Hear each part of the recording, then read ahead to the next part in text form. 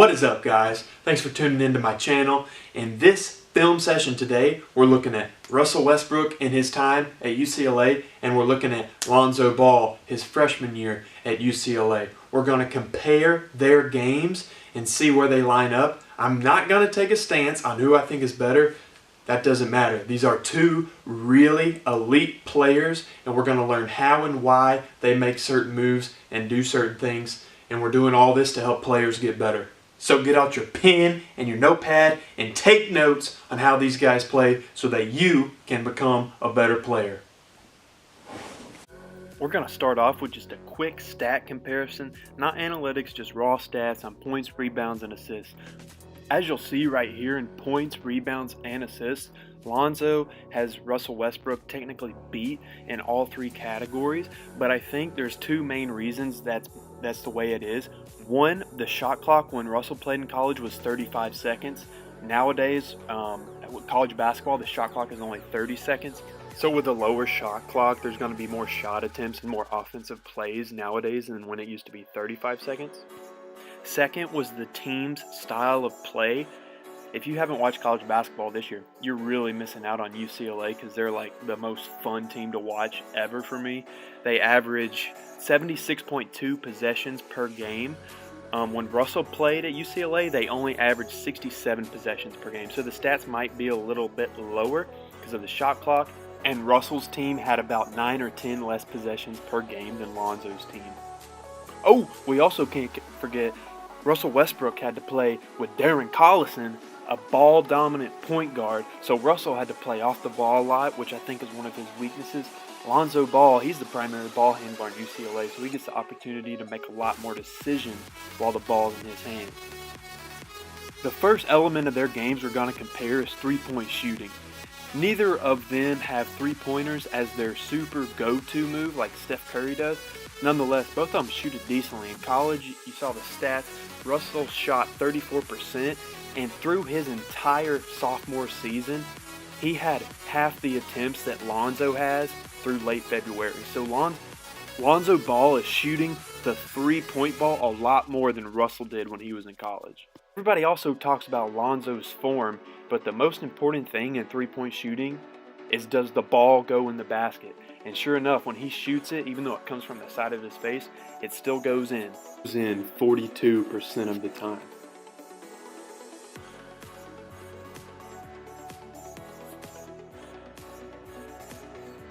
And it should look the same about every single shot. Both guys are also phenomenal in the open court. Russell, I think one adjustment he's made once he's gotten to the NBA, now of course he's playing against Derrick Rose right there in that highlight, but once he made it to the NBA, his aggression level and his confidence of finishing at the rim went way up. Now, he had a play like this in college against Cal where he gets up from the middle of the paint and dunks on this guy from Cal, which was probably the most famous UCLA college play in the past decade or two. Or, like this clip, once he got to the NBA, you'll just see his aggression and his confidence of finishing at the rim. Boom! Slow motion right here, too. Dang. He gets up. But in college, he didn't have that same confidence of getting up and finishing at the rim. Like right here, you'll see, I mean, he gets the bucket, but I don't know, he just didn't seem from the film I saw to look to attack and really throw something down. We're going to play that same transition play again and notice his angle when he finishes. A lot of high school players, when they make contact with this defender protecting the rim, the defender has the strength to push the ball handler off his path so that he lands or shoots the ball fading to his right. Right here we saw that Lonzo kept his path towards the rim and finished that layup, shot the ball with his momentum going towards the rim. Great finishers have great core strength and great balance to keep their path going in a line towards the rim. Through these two clips, we not only see a similar spin move used by both players, not that they use it every single game, they use it rarely, but it just shows that both of these guys have the ability to finish in the middle of the lane and towards the rim in multiple ways. Obviously, if you've ever watched the NBA, you know Russell Westbrook has an incredible ability to change speeds, and that skill was evident in college. Here he is versus Memphis in the Final Four. gets to the rim, shake and bake. Lonzo Ball right here with a very similar move, almost the exact same. Fakes to his left, the defender jumps, then he gets down the lane and finishes with his right hand. As we watch that same play, something about Lonzo I think a lot of people will figure out. Once he gets to the league, I think like Russell, a lot of his athleticism is going to unleash. He's such a controlled and precise player that I think he's so under control we don't realize how quick he really is and can be. Both are solid defenders, and obviously Russell's a really good defender in the NBA, but in college he was pretty good too. Got a decent amount of steals. And this play is a really good teaching point for players.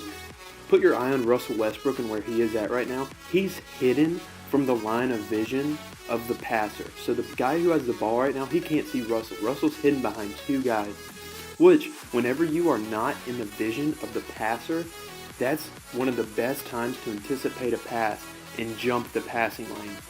Usually guys who have the basketball and are trapped by two defenders, like in this play, they usually pass to the offensive player whose defender left them. And Russell rotates over, jumps the passing lane of the defender who left to go trap, got the ball. The same steal concept applies to this play. We'll watch it full speed through, and then now on this play, keep your eye on number 0, Russell, right in the middle of the lane. He's hidden behind two other guys.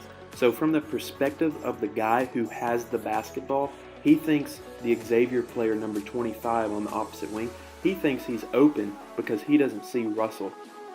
The phrase I like to use is called hide and time.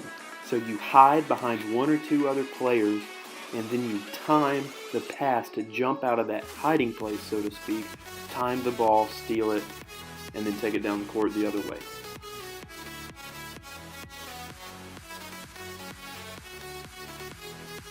One of Lonzo Ball's greatest strengths on defense is anticipation. This play will play through, full speed all the way once. Now, look at his eyes right now. Before number 1 on Washington even begins to dribble into the lane, Lonzo already has his eyes on him and is anticipating his drive. Great defenders anticipate where the ball handler is going. A phrase that I've been taught is, don't go to where the offensive player is, go to where the offensive player is going. One thing that players need to consider right here, Lonzo didn't slide his body all the way in front of the offensive player so that he was in a position to take a charge. I'm not saying that he had to take a charge, but if he was weaker, much weaker than the ball handler right here, he wouldn't have been able to rip that ball out. So for weaker players, it's not always the best practice to go in there and rip the ball out. Lonzo's able to do that right here because he's long and he's strong, but some defenders would have been better off sliding in front of that ball and taking a charge. This next defensive play is also really good by Lonzo Ball. He stretches out the dribbler. Good offensive drives, the offensive player with the ball, perfect drive, goes straight to the rim. We'll see right here, Lonzo stretches out number 1 on Oregon State. So this ball handler right now is taking 1, then 2, then 3 steps to the left before he even gets downhill. That's very good defense. So good defensive players stretch out to the sidelines the offensive player's drives. The second good thing he does right here is he contains the dribble pretty well, does a decent job. He definitely doesn't get beat. He could have gotten in front of this guy a little bit more, but he stays on him, and as that offensive player brings the ball to his hip, he reaches in there and rips it out. Notice his hands are already down at his waist, and he doesn't go down and hack on him. A lot of high school players I see, they bring their hands from their shoulders and then boom, hack down on the player and get a foul. But Lonzo's hands are already low, so he's in a good position to just rip that ball out. These next defensive plays are just the it factor that Lonzo Ball brings to the table. Not many guys have the fortitude, look at that word, fortitude, to make plays like this. While he's transitioning in defense, his eyes are watching the outlet pass passer and the outlet pass receiver. He's always, well, maybe not always, but he has a very good alertness about when an outlet pass is going to be, and when's a good time to jump that pass. This play, Lonzo Ball rotates over for a trap. You'll see Bryce Alford, number 20 on UCLA, goes down to the corner to trap with the big Thomas Welsh. So you got two guys on the ball in the corner. The most difficult pass for this guy to now make is all the way across the court to the opposite corner to number 35. Now, focus back on Lonzo Ball. His positioning is perfect right now. He's right between number 21 and the other offensive player on the wing, so he's in a good position to jump either guy's pass. Now, from Lonzo's perspective, his job is to read the ball handler, who I think is Kobe Simmons right here in the corner, to either look at Kobe Simmons' eyes or look at Kobe Simmons' shoulders. Ball handlers who are trapped normally will tell you where they're going to pass it with their eyes or their shoulders. Next, to add value to players who are watching this, think as if you have the ball right now. You're Kobe Simmons in the corner. Your best option right now is to do a split bounce pass between the two defenders to number 21. And you'll say, oh, well, it looks like TJ Leaf, who's defense under the rim almost. You'll say, oh, well, he's going to jump the pass. Well, if 21 comes out to meet the pass, then it won't be a problem. Defense on this next inbounds play is a great play from Lonzo Ball. You'll see he initially picks up number 5 as each defender tries to identify a man. So right now he's on number 5. Number 5 begins to cut down the lane, and Lonzo then realizes that Thomas Welsh, the big defender, is picking up this Arizona State player.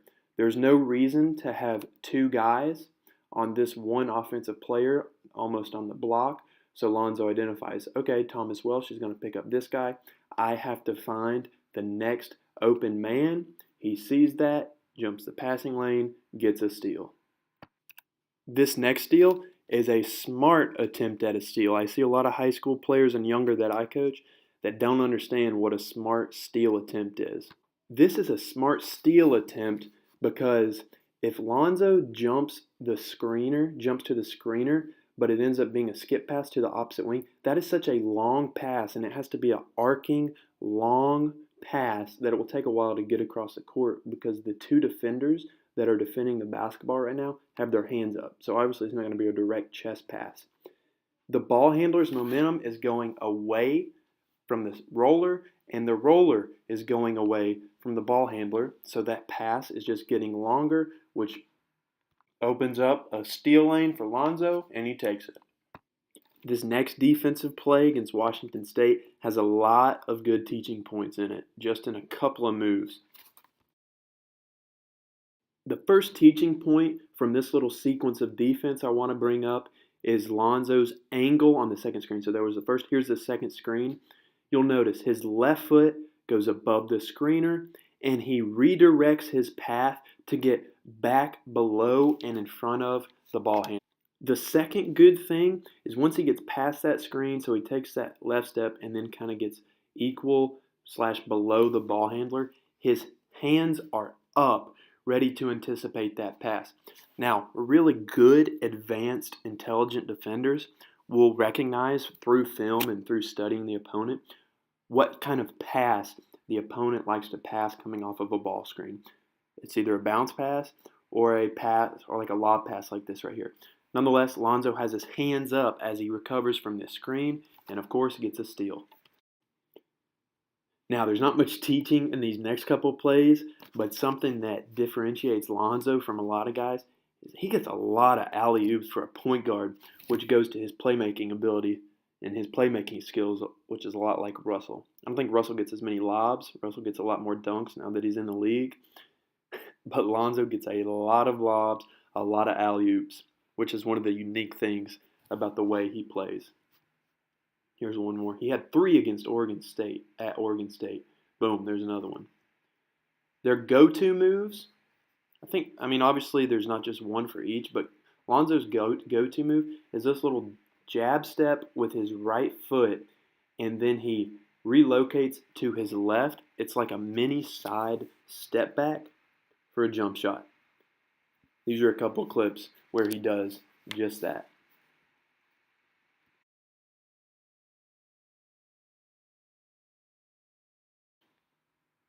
So that's it for this video comparing Lonzo Ball and Russell Westbrook and their time as college players. Lonzo's, I think, will be a great pro, much like Russell has continued his phenomenal career from UCLA into the pros.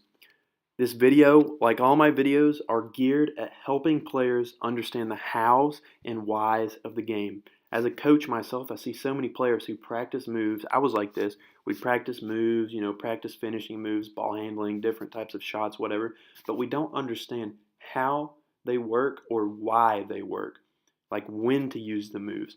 And that's my aim in all of these videos. And I even had to, in this video, had to delete a lot of clips because this video, the clips were so good. There were so many teaching points that we could have gone on for at least an hour easily. But nonetheless, I'll keep it short. I appreciate you guys watching. And if you like this video, give it a thumbs up. And I'd also love for you to subscribe and check out my other basketball player development videos. Thank you guys for watching. See you next time.